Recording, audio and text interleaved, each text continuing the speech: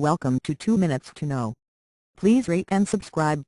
Edgar Cayce was the greatest psychic to have ever lived. He was born March 18, 1877. He died January 3, 1945. He was known as the Sleeping Prophet. An average individual in most respects, a family man, a skilled photographer, a gardener, and a devoted Sunday school teacher.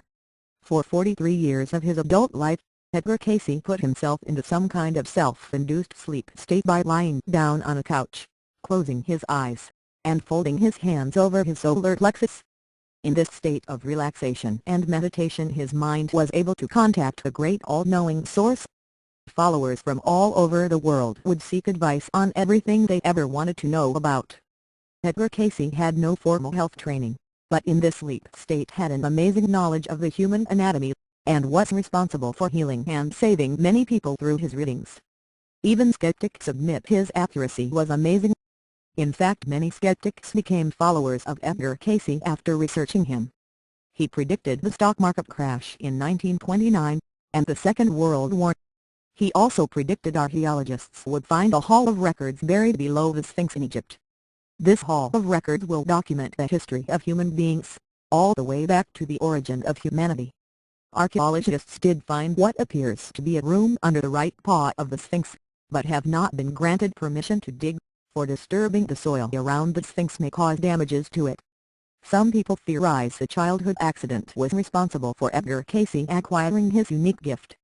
While Edgar's father was mending the fence on their farm, he placed Edgar on a fence post to free his hands and finish the job. Edgar fell off the fence and landed on a nail which pierced his skull.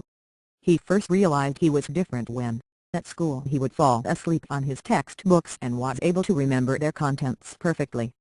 When he was young, he was struck by a severe case of laryngitis and lost his ability to speak.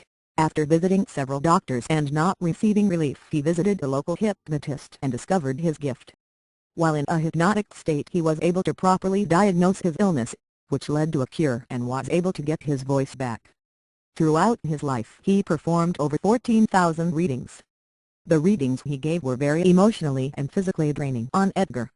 His own doctor recommended he only do 2 per day. Towards the end of his life, he was doing up to 7 or 8 readings per day. The strain from the readings was what ultimately killed him. A great man, a great prophet. Rest in peace, Edgar Cayce.